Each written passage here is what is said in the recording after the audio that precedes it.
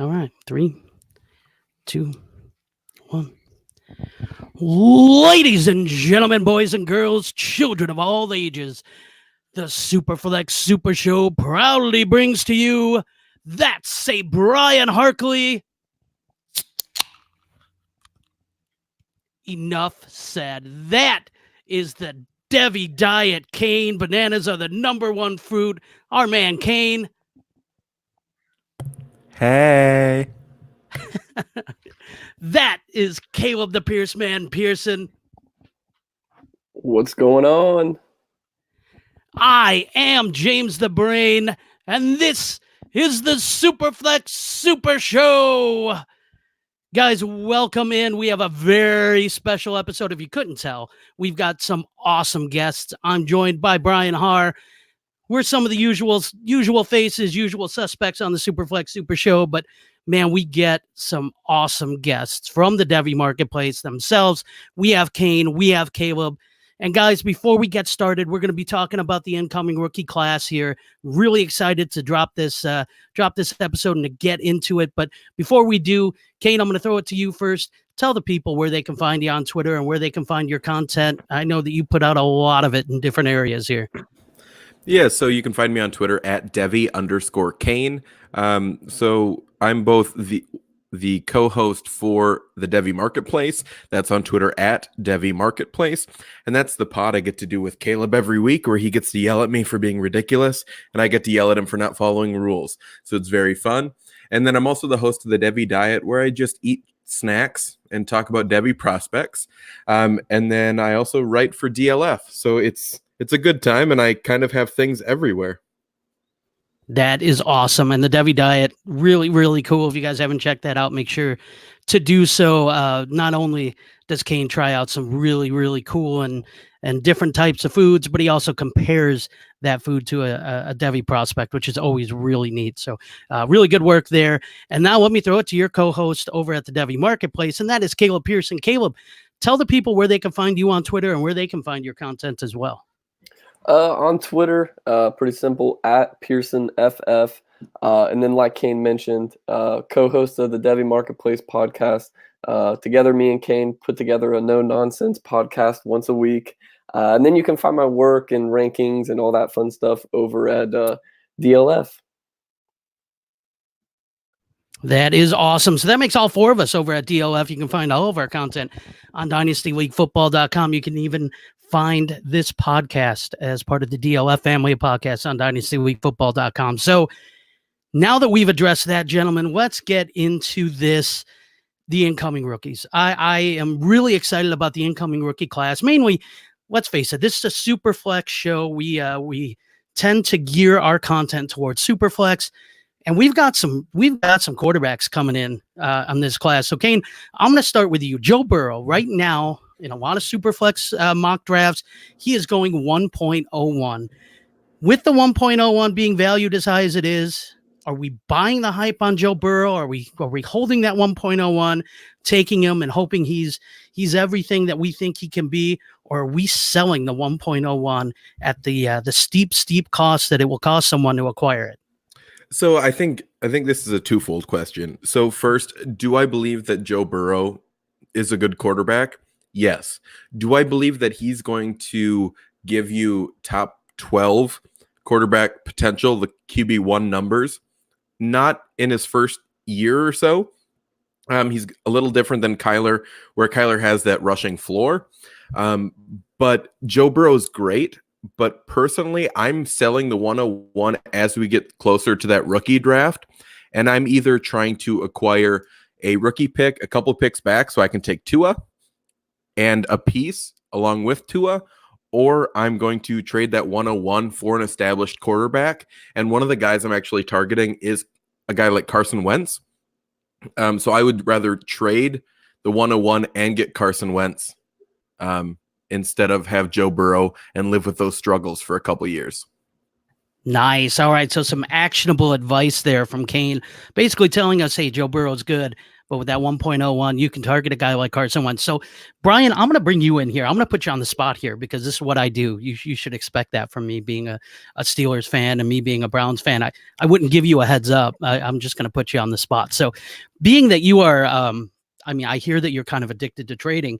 I'm going to go to you as far as value goes. So, Kane brought up a really good name with Carson Wentz. If you have the 1.01 pick, what type of package or player are you looking to get back in return for that 1.01?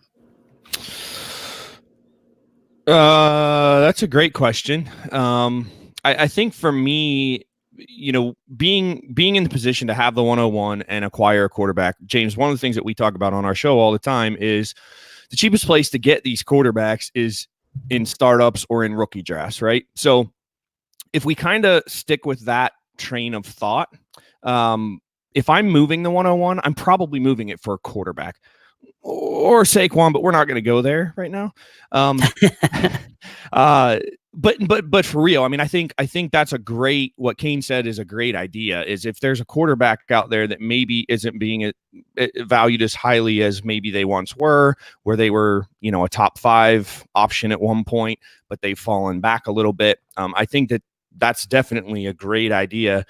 I just am sitting here looking at the January ADP at DLF, or excuse me, December, I guess it is, with the quarterbacks, and Carson Wentz is the QB 7.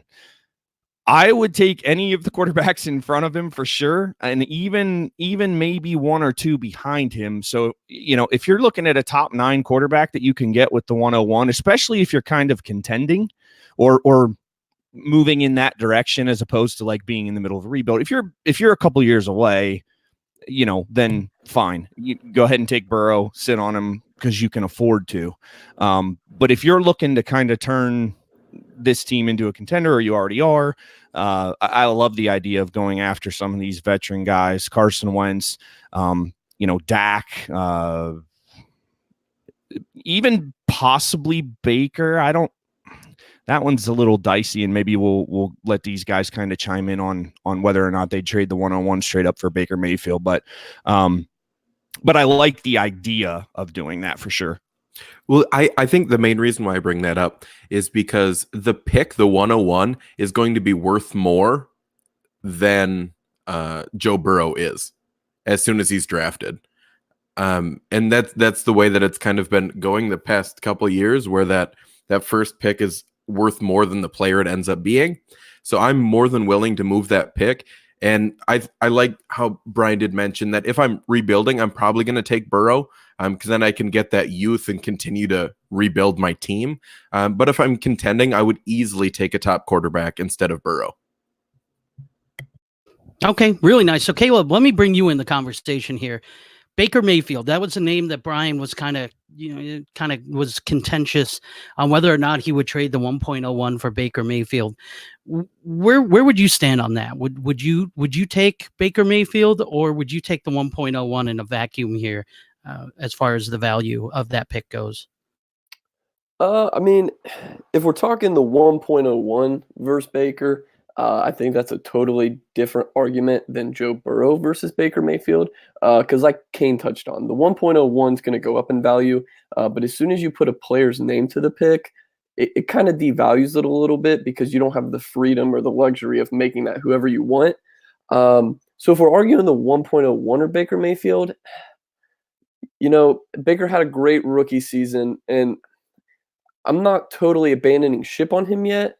But I think if I'm a rebuilding team, I might take the 101 and hope that maybe someone kind of gets a little bit of the rookie craze.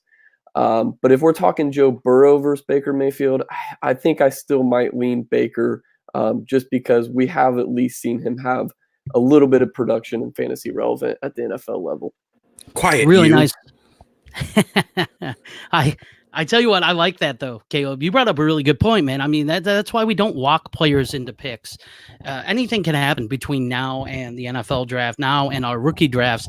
There's a lot of information that can come out of what can happen. Player value can go up or down, and that's why we don't want to, just put, hey, Joe Burrow is for sure the 1.01. So what do we want? The 1.01 has more value because, like you said, that there's not a player there, so so that's a really good point. I'm glad that you made that. And Caleb, I'm going to stay with you. I got a question about Tua Tagovailoa, and where do you have Tua Tagovailoa ranked right now? I know it's tough to rank him because the medicals, because we don't know draft capital, that sort of thing, and that's going to really, I think, play pretty heavily on him. But as of right now, with his tape, where do you have him ranked in your quarterback rankings? Right now, I've still got him number one. I try not to let injuries play too much into my rankings. I kind of just leave that for the NFL teams to, kind of decide that. If we see someone take Tua, in the top 10 in the NFL draft, we're going to assume that his medical's checked out, and then no one's super worried. He has a little bit of an injury history, but when you watch Tua's tape, with the injuries aside, he's phenomenal. There's really no big red flags that he has. We've seen him produce multiple years at Alabama. He's got a good deep ball. He's athletic. Compared to Joe Burrow, who's only got the 1 year of production at LSU. And I mean, don't get me wrong, it was an elite 1 year of college production. But I'm still leaning Tua slightly, just given that we've got a little bit more to go off of with 3 years of production versus Burrow, 2 year starter, but really only 1 year of top production. Yeah, that's very fair. Yeah, and I just want to jump in there with speaking on Burrow and the 1 year of production. Do you guys see him as more of I mean, first of all, let's acknowledge the year again. It was a historical year against some of the best competition in the country. So definitely very impressive. So don't want to take anything away from him there. But do you guys see this as like a Mitch Trubisky type situation where he had a really, really good final season before he comes out? Or is this something where you think that the Joe Burrow we saw this year is the Joe Burrow that we're going to eventually see in the National Football League? Maybe not right away, but 2-3 years down the road, can this guy develop into that player in the league? He's definitely ahead of where Mitch Trubisky was. Trubisky's season was nowhere near the season Burrow had this year. But I think, I should clarify, we all get so quick to say, oh, Joe Burrow, he's only got 1 year. But, he was the starter at LSU the year before. And if you kind of go back and look at that back half of his season, he kind of starts to turn it on there towards the end of the year. And starts showing some of his traits and the production that we saw this year, not to the same extent. So, I kind of look at it as, he had 1.5 years of, good QB production. I'd say having Joe Brady was also a big plus to his game. From all the reports I've read and, what everyone's reported, him and Joe Brady, really clicked, and, it obviously showed on the field. So I can see the skepticism of, he could be a flash in the pan, or he could be this, elite franchise quarterback. So I'm still going to bank that what we saw this year from Joe Burrow is what he's capable of doing. It's definitely better than the season we saw Mitch Trubisky have. But I mean, it definitely warrants some skepticism of, can this guy continue to produce at this elite level without, the supporting cast, the coach, and put it together for more than 1 year. Yeah. I think for me, it goes back to the systems that the quarterbacks are running in college. So the style that UNC was running when Trubisky was there was a little bit more of a pro style system, which the NFL is moving away from slightly. And the system that Joe Burrow was running this past year is what the NFL is moving towards. So we're looking at a guy that has the potential, at least, to go to Caleb's Bengals, with a guy that has, some offensive prowess, or is at least supposed to have some offensive prowess under that McVay coaching tree. And if he can use Burrow the way that he was used in college, he's going to excel a lot faster than Mitch Trubisky is, because he's not learning a whole different offense. Yeah. No, that's very fair, and I think that's a good way to wrap up this conversation with Burrow and with Tua. Is to kind of say that that one of the things that we have to keep in mind is the offenses that they're running nowadays, and it definitely kind of helps us to know what type of offense they're running when we're looking at the tape and we're trying to evaluate these prospects and what they're being asked to do that's different than years past. So, guys, I do want to move on to your sleepers because you guys have some sleepers for us. And again, this being a Superflex-centric show, the quarterback position is huge. We want to find that guy that we can take in the third or fourth round of our drafts, and we can turn into, a guy who can produce for us, Gardner Minshew, someone like that. So, guys, you guys have some sleepers for us at the quarterback position. Kane, I'm going to start with you. Who is your sleeper? Who's the guy that you think could actually contribute for an NFL team and a fantasy team that we're just not talking enough about right now? So part of this goes out to my friend Stompy, who got me in a bet, and that's why my avatar on Twitter is Lamar Jackson. So I'm going with the rushing quarterback, and I'm going with Jalen Hurts. And I know a lot of people aren't going to be as high on Jalen Hurts as they were on Lamar Jackson coming out, because obviously Lamar Jackson had a lot more passing prowess than Jalen Hurts did and was in kind of a better system for the modern day NFL. But Jalen Hurts isn't something to be slouched upon. I think I saw a stat today that he was close to 3-1 touchdown to interception ratio. So it's not that he's a poor passer, but he's a phenomenal runner. He's not as good as Lamar. I think Lamar is going to be a little bit faster than Jalen Hurts is, but I don't think you need to spend high rookie draft capital on Jalen Hurts. No matter where he gets drafted, I still don't think people are going to draft him in the first round of rookie drafts unless he's going in the first round, which the way that the mocks are going right now is a far-fetched idea. Really nice. So one of the things that I saw, Kane, when I watched tape on Jalen Hurts was he is a fantastic. He's great at making plays with his legs. The one concern I had was he seemed to fumble a lot when he tried to run the ball. His fumble total was pretty high. I think he had 8 fumbles this last year, 11 a couple years ago when he was starting in Alabama. What do we make of the fumbling issue there? Is that something to be concerned about, or do you think that that's something that he can work out of his game with proper ball security and what they're going to teach him here in the NFL?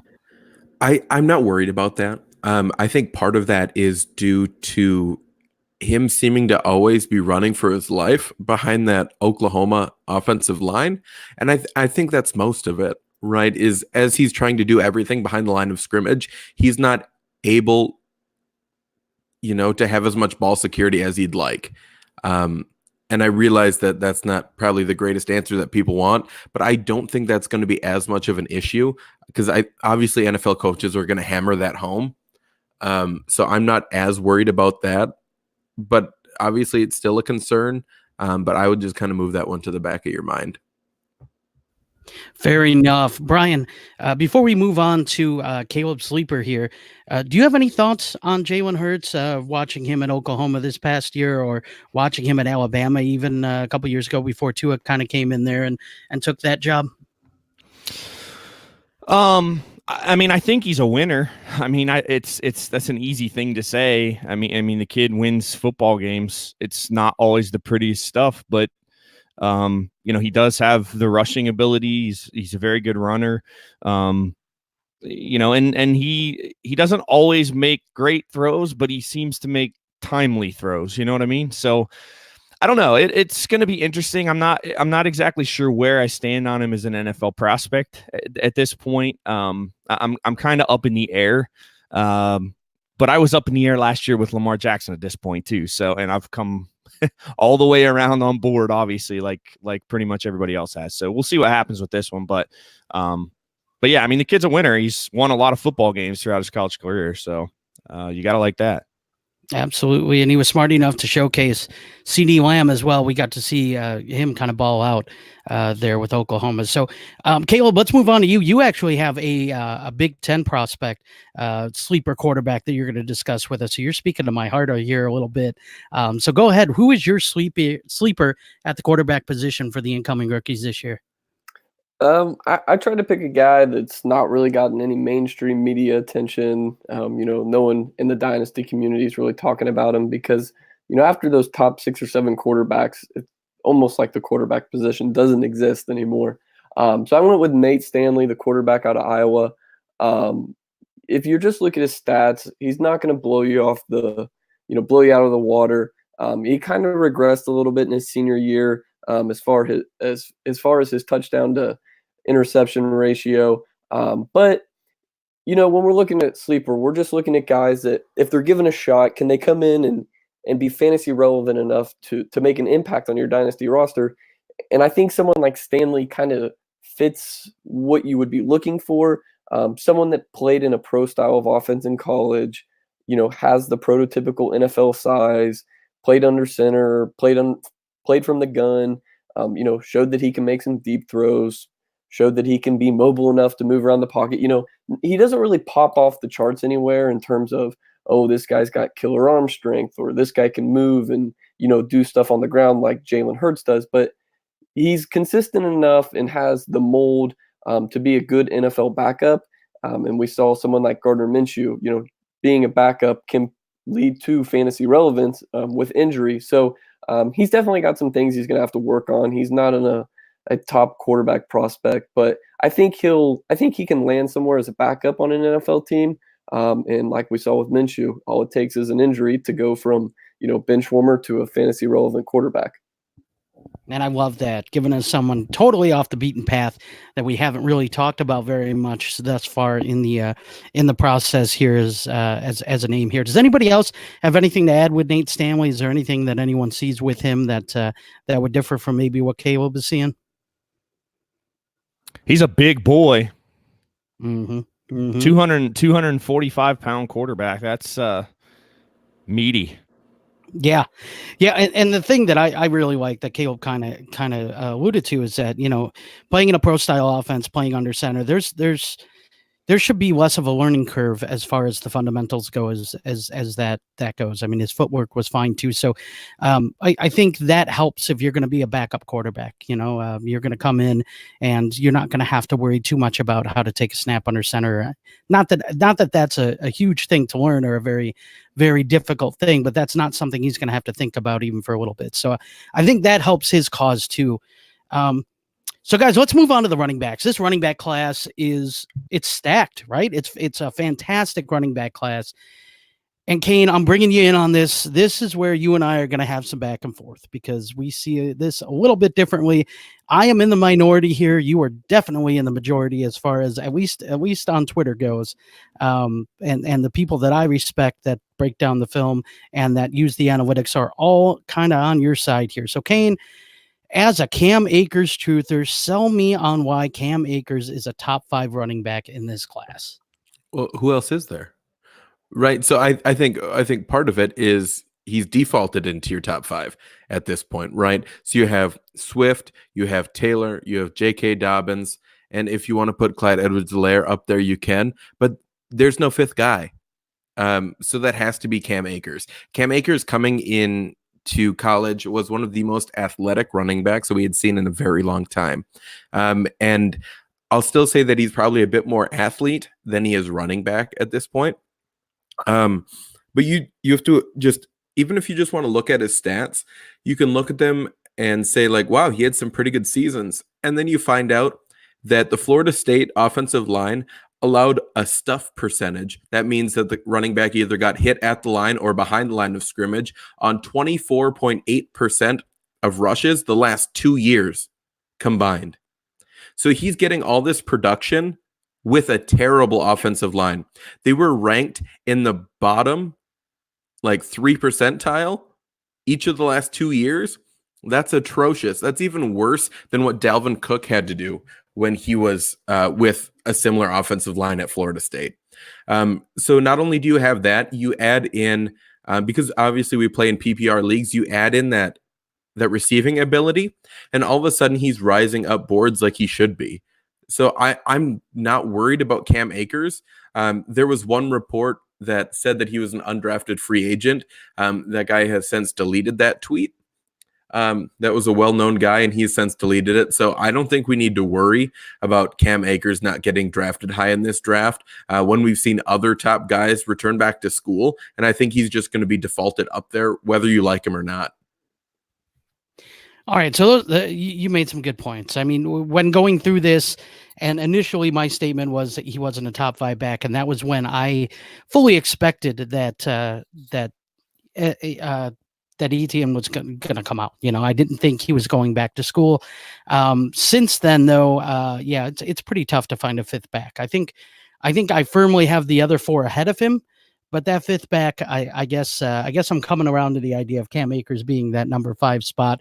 There's really no one else to compete with him too much. There are some other guys that I like, but I think Cam Akers might be worth a flyer. So Kane, you won me over already. I think that was well done, well laid out by you, sir. Take that, Caleb. Yeah, Caleb, take that. But Caleb, you're going to have a chance to kind of get back at him here, because my next question for you is what does your top 5 running back rankings look like in this class? Well, you just kind of mentioned, so the running back class a month ago looked a lot better than it does today. We had Travis Etienne go back to school. We had Najee Harris go back to school. We had Chuba Hubbard go back to school. Who were all guys that you could argue were worthy of top 5, but it's still a pretty deep class, top end heavy. So at number 1, I have DeAndre Swift out of Georgia. Number 2 is J.K. Dobbins from Ohio State. 3, Jonathan Taylor from Wisconsin. 4, Kane's boy Cam Akers from Florida State. Holla. And then 5 right now is Clyde Edwards-Helaire, but I really struggled here going back and forth between him and Zach Moss, but I think Edwards-Helaire is a little more versatile, so I went ahead and stuck him in at 5, but I've kind of got a tier break after Akers at 4.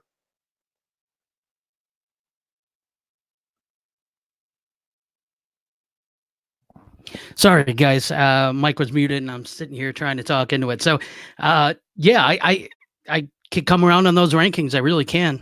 Those sound about right to me. I have Akers at 5 and Helaire at 4, but Moss would have been the guy that I would have been considering. Same thing with a few other guys in this class that I really, really like. So let's get to some sleepers, because we've got the top names. You know, we kind of got those, and everyone's kind of heard of those guys. But who are guys that can be had later in rookie drafts that you think, you know what, this guy could be every bit as good as some of those top guys if the landing spot's right and the circumstances right? Who are your sleepers? Let's start with you, Kane. It looks like you got a couple for us. Yeah, so I cheated. I added 2 just because I think the last one needs to be talked about. I'm so glad. I don't think he's getting love. As a Big Ten guy, I have to first talk about Anthony McFarland Jr. If you're going to watch tape on Anthony McFarland Jr., do it from 2018 and not 2019. That's the first hint that I would give you. I think he's good. I think he needs to, just like the other guy I'm going to mention, I think he needs to gain a little bit of weight. I think he came in at 5'10", 198. His last year at Maryland. So definitely a guy I wanted to see just bulk up just a hair. And I don't see him as a guy that's going to obviously be a bell cow or lead a 2-back set, but I think he's going to be a guy that's very valuable because he catches passes well. And when he gets the ball, he's incredibly electric because he's so athletic. So definitely some guy I want to keep on my radar and make sure that I'm always looking at how much he's going to cost in rookie drafts. And then the second guy is Eno Benjamin. So I just put him on here because there was a decent amount of hate coming out on Twitter after the Senior Bowl measurements, and he came in at 5'9", 195. So I just mentioned him here because I think he has a 3-down skill set.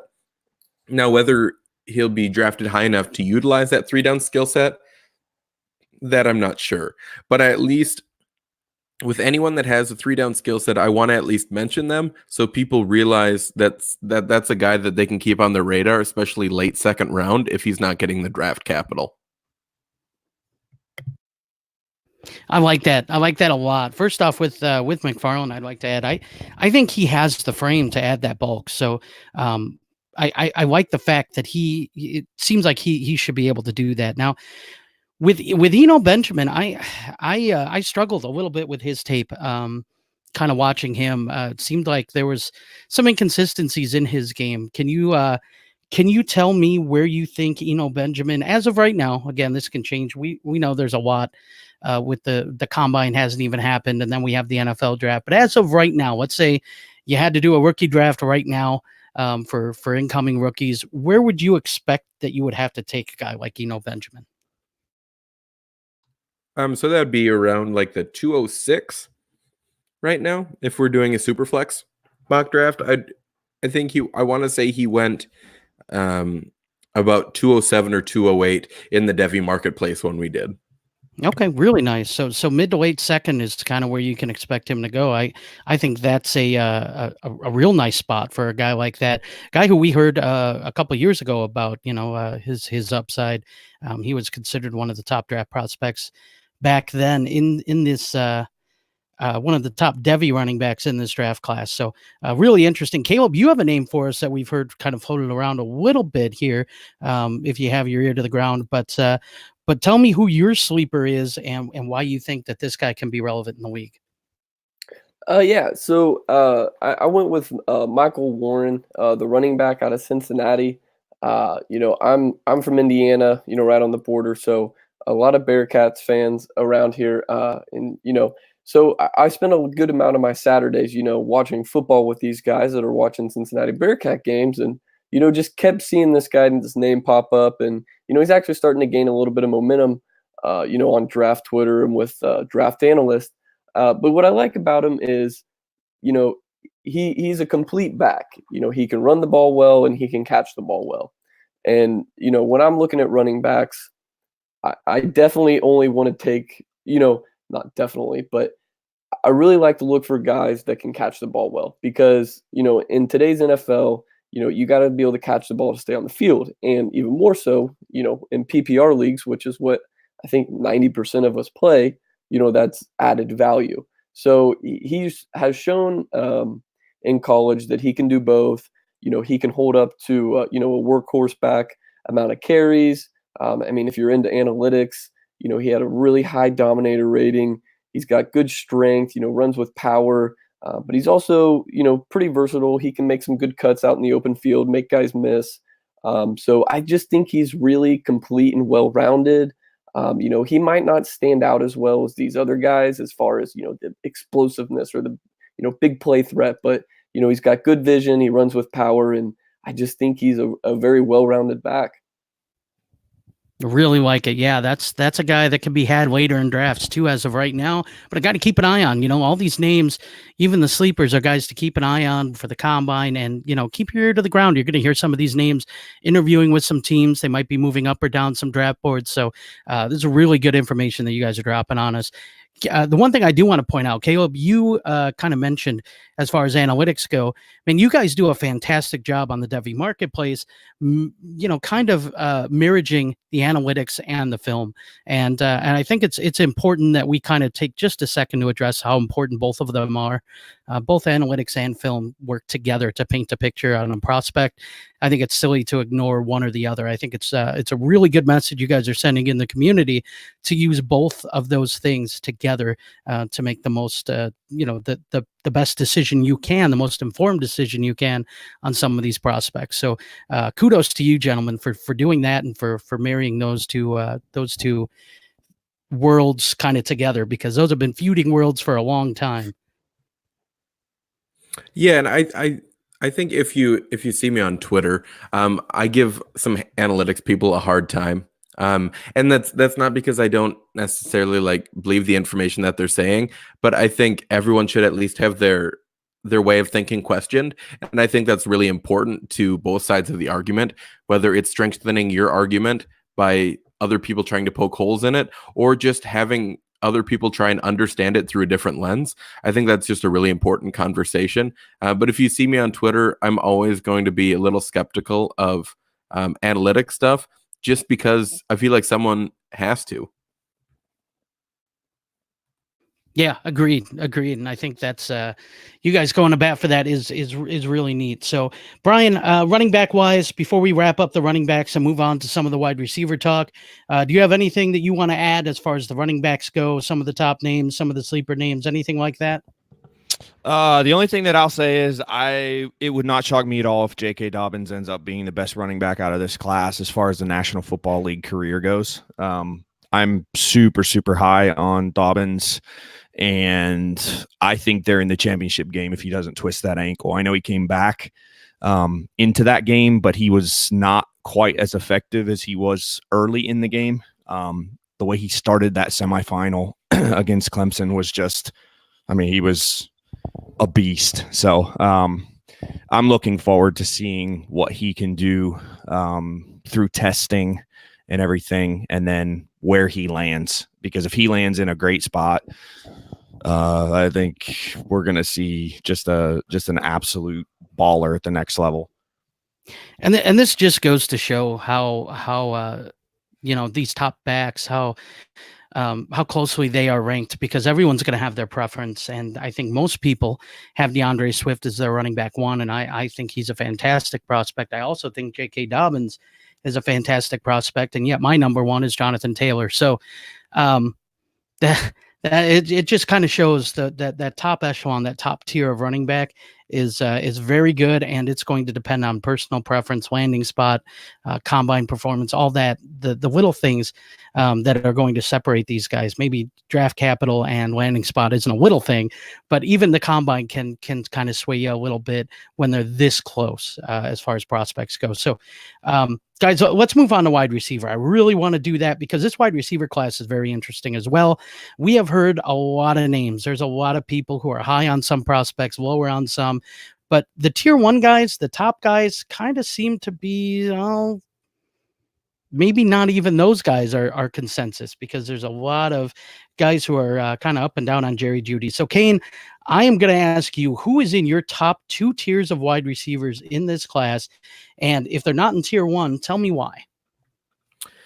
So I wrote down on the show sheet my tier one and tier two, and there's even some guys I could have put in tier two, and I'm not even sure if this is my whole tier two list, because I think so many just fit into like that tier 2/tier 3 range.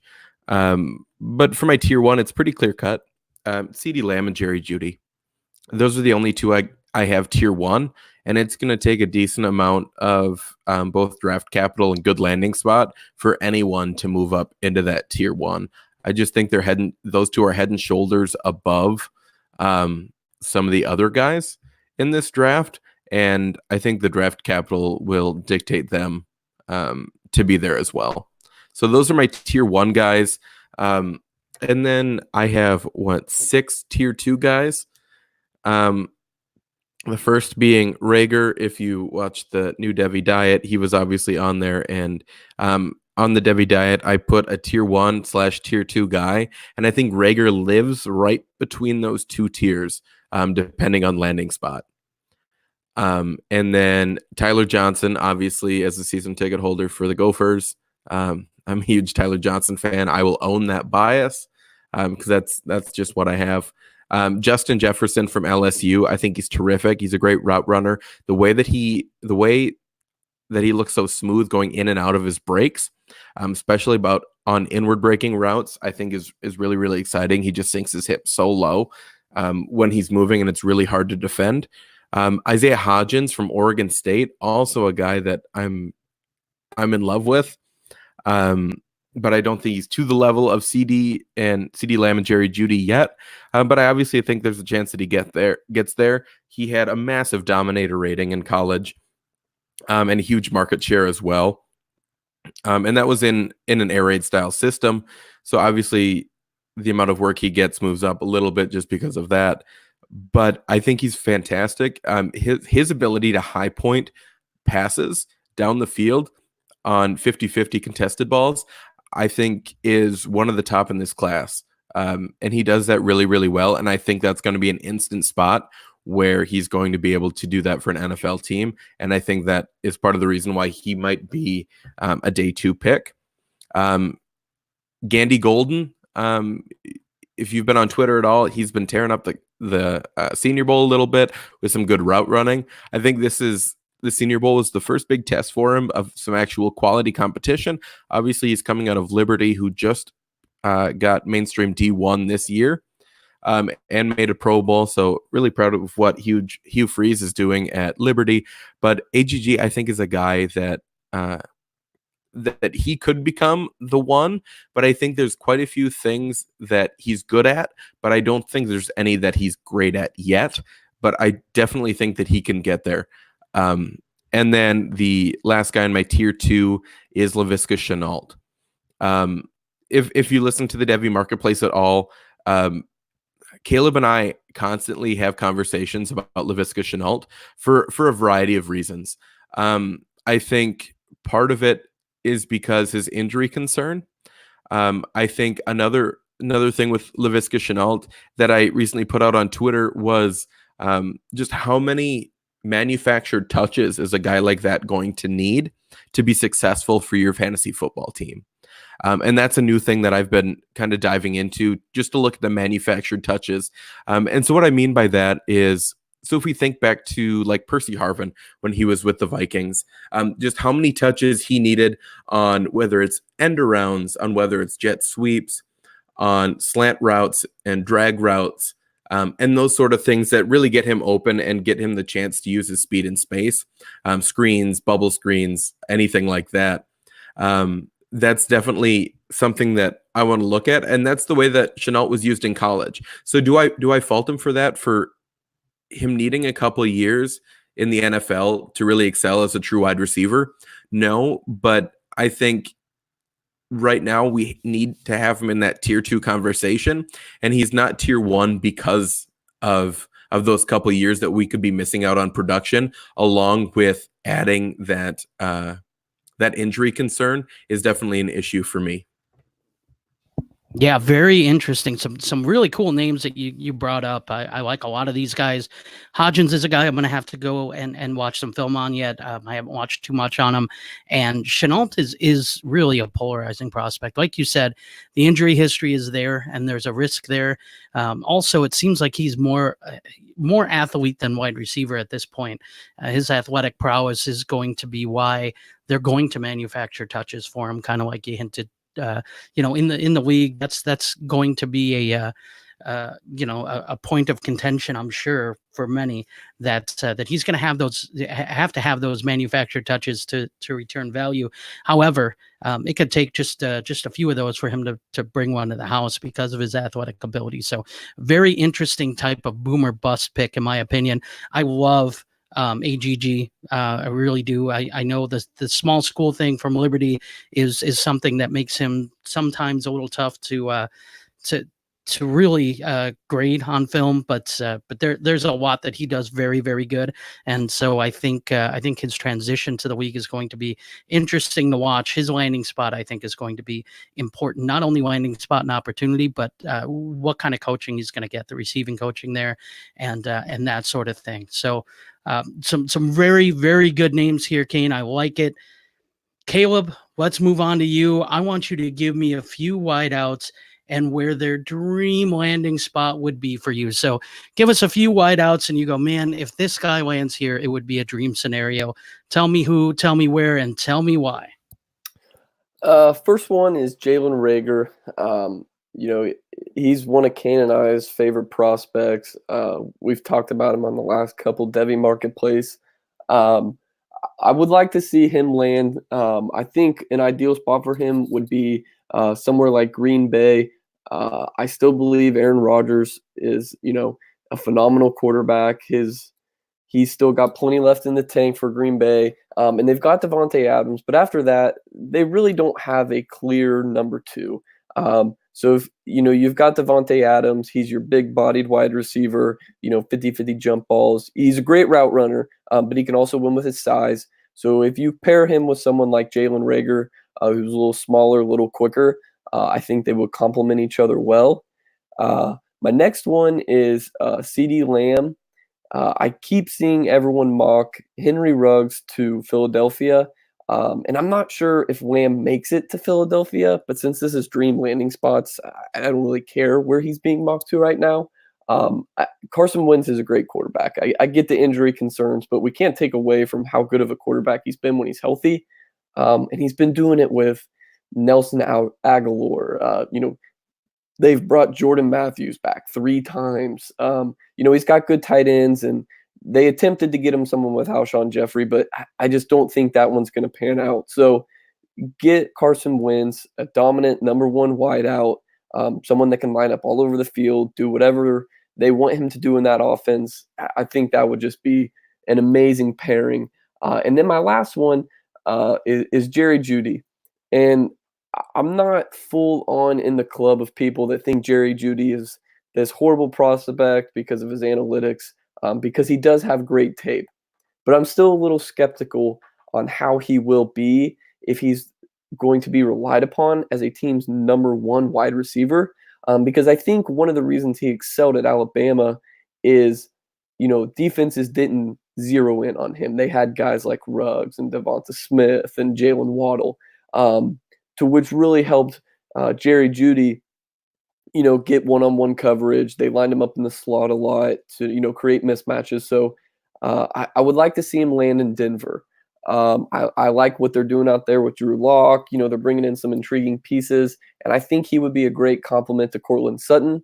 I think they both have their strengths and weaknesses that will complement each other well, and he wouldn't be relied upon as the number 1 there. So I think when they traded away Emmanuel Sanders, they kind of left a hole open, needing that number 2 wide receiver, or 1A to Courtland Sutton's 1B. So I would really like to see him go somewhere where he's not going to just be thrown into the fire and told to, go line up and see opposing defenses number 1 cornerback every play. I love that. And just for transparency, I am super high on Reagor as well. He's my wide receiver 3 in this class, behind the same 2 that you guys have. Well, CeeDee Lamb and Jerry Jeudy that you have, Kane, for sure. I would salivate at Reagor going to Green Bay. They have no one to stretch the field. That really was a point of contention for them this year. That would be really nice to see somebody that could stretch the field a little bit, that could be a deep threat. We know Aaron Rodgers can throw the ball deep. He has that good deep ball accuracy. And because he can extend plays with his feet, even though we didn't see it as much this year, maybe that's why. Maybe it's because he didn't have anyone that could really go out there and get the ball, on those deep throws. So that would be a fantastic landing spot. Not that all of them wouldn't, but man, that one really kind of stood out to me. So fantastic there. So guys, let's get to your wide receiver sleepers. This wide receiver class is pretty deep. There are some sleepers. There are some guys that are not being talked about. Kane, why don't we start with you? Who is your wide receiver sleeper? Who's a guy we can get later in rookie drafts that no one's talking about now that will be once he's drafted?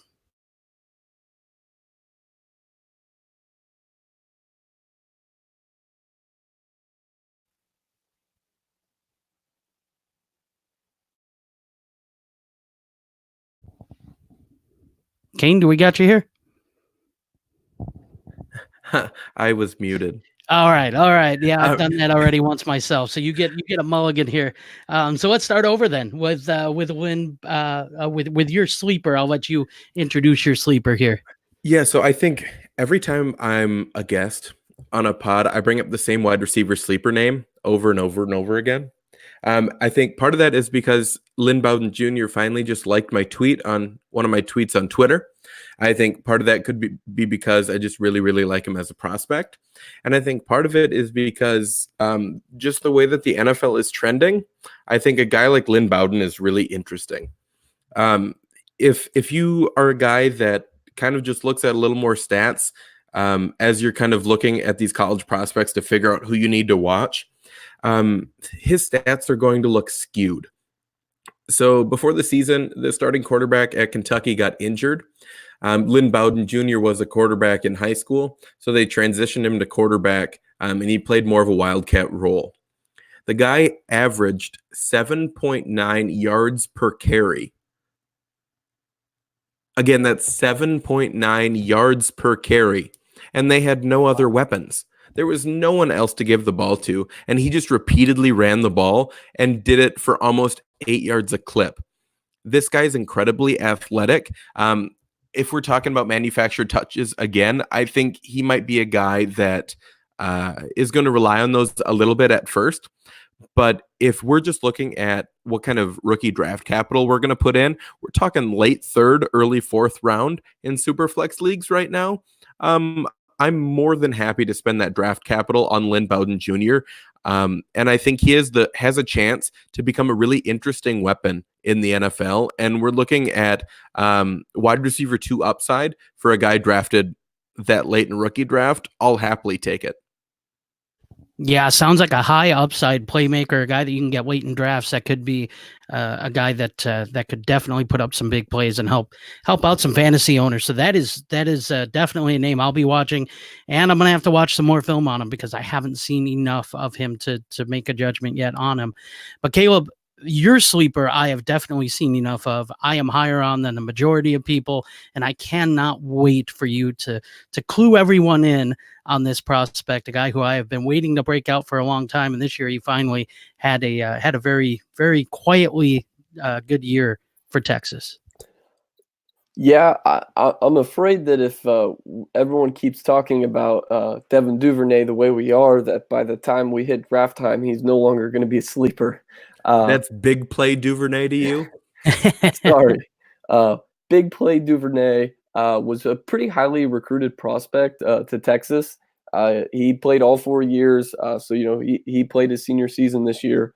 And up until then, he was pretty quiet, pretty underwhelming based off of what was kind of expected of him.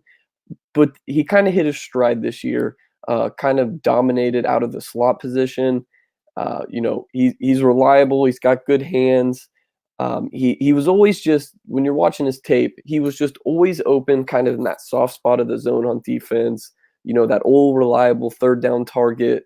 And then when he gets the ball in his hands, he is a rack monster. He's got good speed. He's got good acceleration.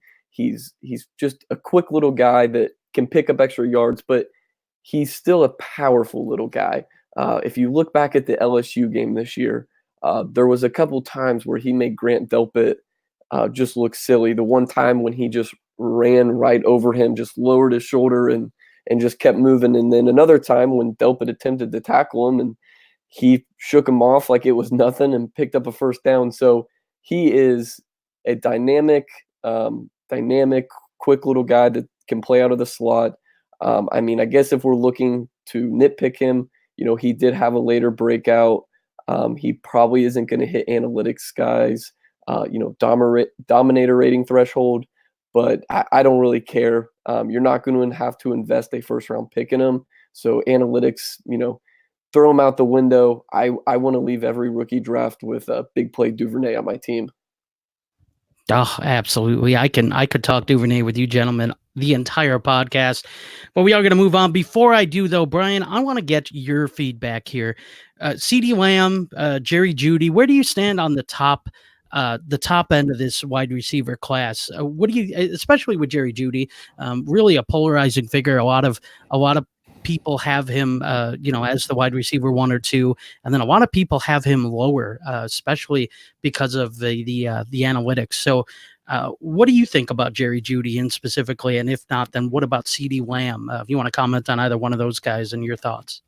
Yeah, I like both guys a lot, obviously. I think so. Jeudy to me, Jeudy makes people look dumb too on the field all the time. Like he's open all the time. I think his route running is ridiculous. So I'm kind of excited to see what he does and where he ends up landing.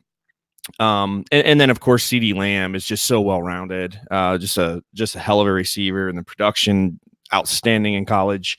And same thing there. We're just really excited to see where he ends up landing. I think both of those guys are guys worthy of high first round picks, even in Superflex. So we'll see what happens with them, but I think they're clearly like these guys have said. Those are the two for me. Those are clearly the top tier. And beyond that, it's a drop. So, that's kind of where I stand on them. But the one question I want to ask, and I know James, we're pushing up on time, but do you guys, so Penn State guy, right? So I got to ask about KJ Hamler. I'm one that always supports these kids' decisions. So whatever they think is in their best interest is the decision that they need to make. Having said that, this was a kid locally here who I kind of thought, at least personally, that he might have benefited from staying in school another year. Some of that may be selfishness as a fan, but regardless, do you think KJ Hamler is a guy that can latch on with a team and kind of carve out a role, maybe as a slot receiver, special teamer? I don't know. He's a good kid in the grand scheme of the community here and everything. So I just wanted to get your quick thoughts on KJ, if you guys don't mind, real quick. Yeah, so first, I forgot that you were a Penn State guy, so I'm just going to brag for one quick second. Hashtag row the boat. Because being a Gopher guy, that's the only big game we've ever won. So I have to be excited about that. So sorry, Brian, but I was at the game, and that was probably the most spectacular game I've ever been at and seen live. So that was really fun. But I like KJ Hamler. I think he has a chance, along with some of these other what I call manufactured touches guys. And I think he's a guy that actually needs less manufactured touches than a guy like Chenault, than a guy like Lynn Bowden Jr., some of those guys. And that's one of the reasons why he's been slowly moving up my my wide receiver rankings, because I think he's one of the better route runners out of those guys. And I think that could instantly cover a role with his speed, with his route running, and just how quickly he releases off the line of scrimmage. That can easily find him a role in the NFL. Yeah, I would agree with Kane there as well. I definitely think there's going to be NFL teams that fall in love with him. We saw it last year. The NFL fell in love with Marquise Brown. They're probably going to fall in love with Henry Ruggs this year. The NFL is looking for these field stretching, just fast, burn you with their speed type of players. And I think what will work to Hamler's advantage is he can make an impact immediately on special teams, which is kind of a small plus, not for fantasy football necessarily, but something that will put him on NFL radars that could give him an opportunity to see the field sooner and get more of an impact role on offense. He's quick. He can quickly change direction. His lateral quickness, and Kane touched on he's a good route runner. He's a little small, but I mean Marquise Brown was also small. He finally he came on great this year for Penn State. I believe he redshirted a year, I believe. So he only played 2 years, if I'm not mistaken, at Penn State. But I definitely think there's going to be a role for him in the NFL. Yeah, I agree. I think Hamler is definitely moving up a lot of people's boards. The more you watch him, the more you really like his game. I still ultimately think at this point he's probably a day 3 pick. However, I think he'll definitely latch on with the team. I really do. I think I like his chances of being on a roster come opening day. So, and real quick before we moved on to tight end, Kane, you took a chance to brag a little bit. As a Wisconsin Badgers fan, I would like to go ahead and just thank all the Minnesota Gopher fans for allowing us to take Paul Bunyan's axe back home this season. So that was a big win for us. Yeah, you missed it for a year, didn't you? Yeah, we sure did. And I did not like that being taken on our home field either. I was at that game. That was tough. But got to return the favor this year a little bit. Oh, for sure. James, can I just butt in one time? I forgot a guy in my tier 2 ranks who's actually my wide receiver 3 in this class. And I feel awful for forgetting T. Higgins. Oh, nice. Guy out of Clemson. He is my wide receiver 3. There's just so many darn names in that second and third tier. It's hard to remember all of them. But don't sleep on T. Higgins. I think he definitely has a chance to go late first round in the NFL draft, early second round. Yeah, really good name. Big body there. I like him a lot. One of the names that you did have off your list in tier 2, which is a guy who I'm not as high on either, that the community seems to be higher on, is Henry Ruggs. So that'll be something that you and I will have to discuss at a later date, because I do want to get to the tight ends before we hit time here. So, Kane, I do want to go back to you. this tight end class, a lot of people have said that this is a weak tight end class. This is a class that you can kind of ignore. Tight end premium is starting to become more and more of a thing here, and the premiums kind of range from 2-point PPR to 1.5 point. So tight end can be very important to some of these in some fantasy leagues. Kane, I'm just going to outright ask you: is this a weak tight end class? Yes.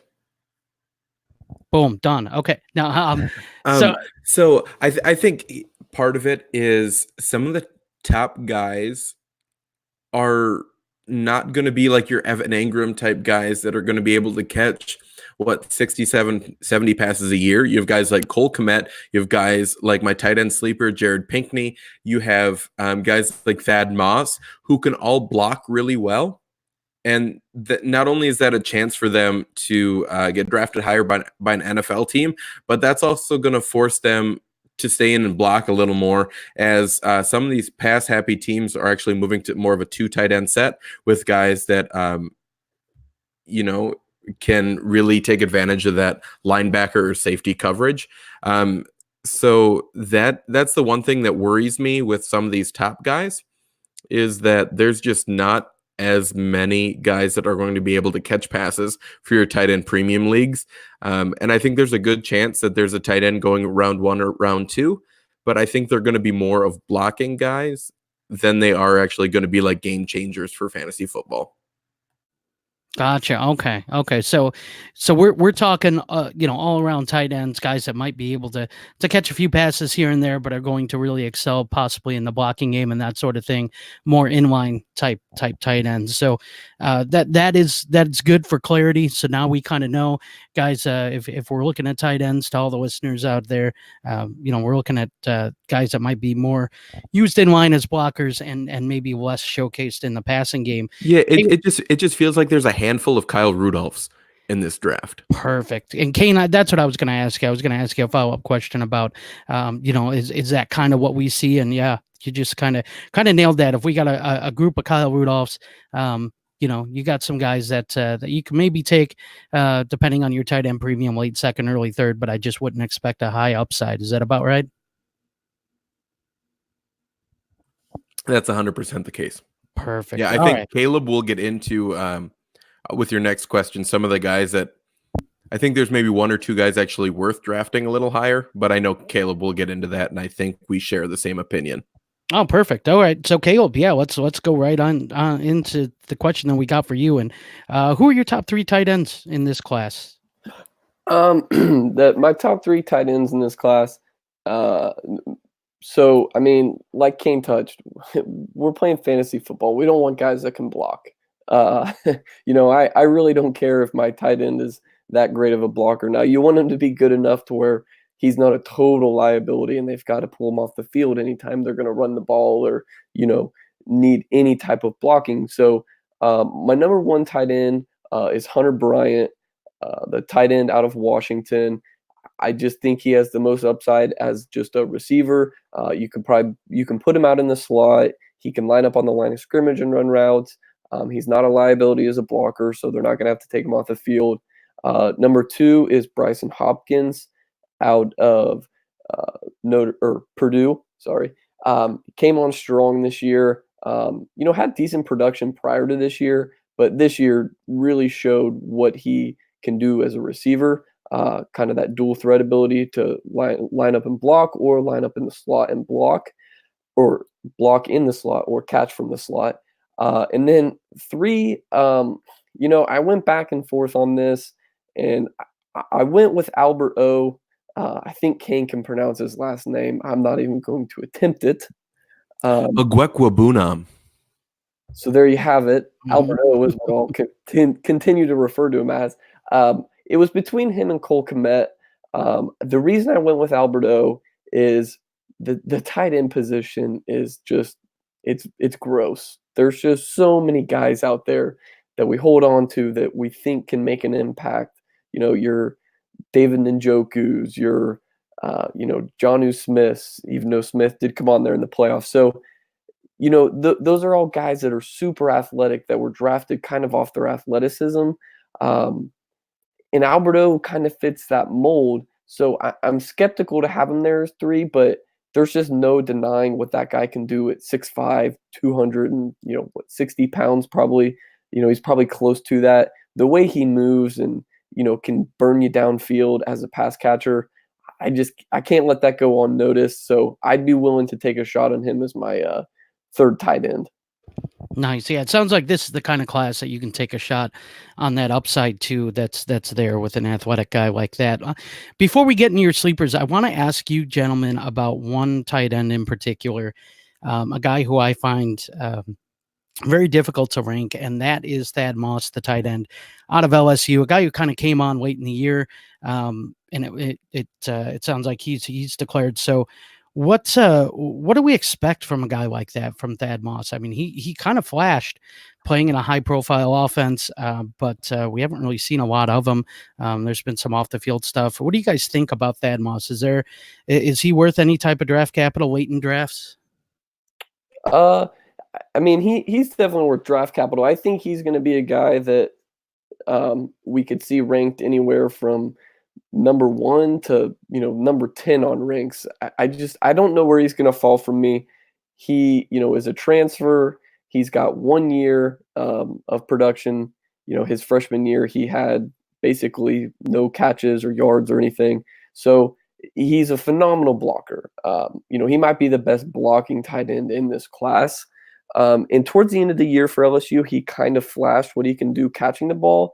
My only concern is that he did it in an offense that threw 60 touchdowns for 5,000 yards, and his quarterback won the Heisman Trophy, and they won the national championship. Everything was kind of perfect for him this year. So I'm just a little skeptical that the offense that he was in this year, plus the fact that he's Randy Moss's son, and he got a lot of national media for that people are going to be a little higher on him than they should because of that.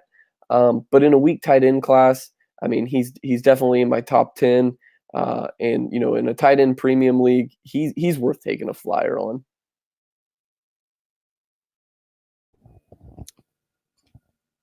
Perfect. Well, I appreciate the feedback on that, guys. Let's get to your sleepers. And Kane, you have a sleeper that I really want to hear about because I've been intrigued by this guy for a little bit now. So, Kane, give me your tight end sleeper in this class. So this guy is going to be just like one of the Kyle Rudolphs I was alluding to earlier. So Jared Pinkney out of Vanderbilt. I think it was Matt Hicks at the FF_educator that put out a tweet that when he's catching passes, he looks like a wide receiver. When he's blocking and pulling and getting out in front of running backs, he looks like a guard. So it's really the best of both worlds. It's one of those Kyle Rudolph type players. His blocking is going to get him drafted earlier than if he was just kind of a receiver. I like him. I have him as my tight end 3 right now.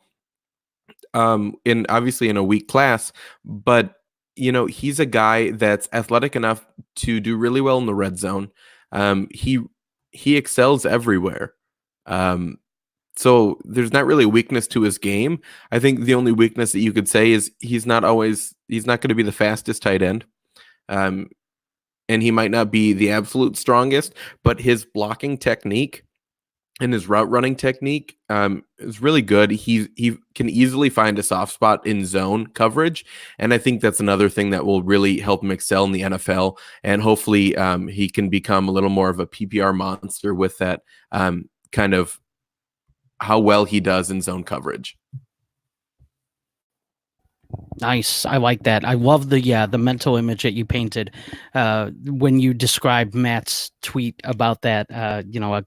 Looks like a guard when he pulls and looks like a receiver when he's out in the route and running a route. So that's really cool. I enjoy that mental image. So Caleb, let's go to you, man. Who is your sleeper tight end here we can wrap this episode up here?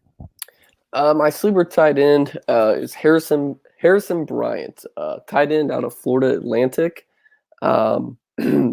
He's not going to be your best blocker. He does not do very well, on the line of scrimmage. This is a reason that FAU lined him up a lot out in the slot. Almost looks more like a wide receiver. than tight end because he's just not asked to block a lot. But he's very athletic. He was productive. He had over 2,000 yards receiving and 16 touchdowns in his 4 years. He's tall. You can line him up in the slot, and he can run routes. He is, as long as he can clean up his blocking just a little bit to not be, a total liability that NFL teams keep him off the field. I think he's someone that could come in and be drafted a little higher than people might be anticipating and make an impact sooner than later. Nice. Very nice. Okay. So, guys, thank you so much for wrapping that up. Brian, I'm going to throw it to you for the last word. Do you have any last words on any of these rookies? Anything that we covered today? You want anything that you want to add here? No, man. These guys hit it out of the park tonight. So really appreciate you boys coming on. Gives me personally a lot to think about and a lot to look into. So that's why we bring these guests on that know what they're talking about. So I really appreciate it. And yeah. Awesome. Yeah, we're bringing in the heavy hitters. So thank you again to Caleb and to Kane. Again, everyone, please follow Caleb on Twitter at PearsonFF, at PIERSONFF. That's where you can find him on Twitter. And make sure you follow Kane too at Devy Kane. At Devy_Kane, Kane. Make sure you're following both these guys on Twitter. Also, make sure that you check out the Devy Marketplace. You guys do a fantastic job on that podcast there. You guys cover everything, all Devy related, anything that's out there that you guys can cover. You guys do a fantastic job of it. And you can find all of us at dynastyleaguefootball.com as part of the DLF family. And before we let all you listeners go, first off, we do want to send a thank you out to Heart and Soul Radio for their use of the song The Addiction. Special thanks to Dynasty League Football family of podcasts and the entire DLF staff for their ongoing support. Make sure that you give us a rate and review if you listen to us on a platform that allows that. That helps us provide the best content for you and to get everything out that we want to our listeners that will be beneficial for you. Also, make sure to follow and send us your questions, trade polls to the podcast channel on Twitter at Superflex Show. We can retweet those. We can help you out with those, and we may even cover any of those trades on the show. So thank you again, everybody, for joining us. And above all else, stay sexy and super flexy.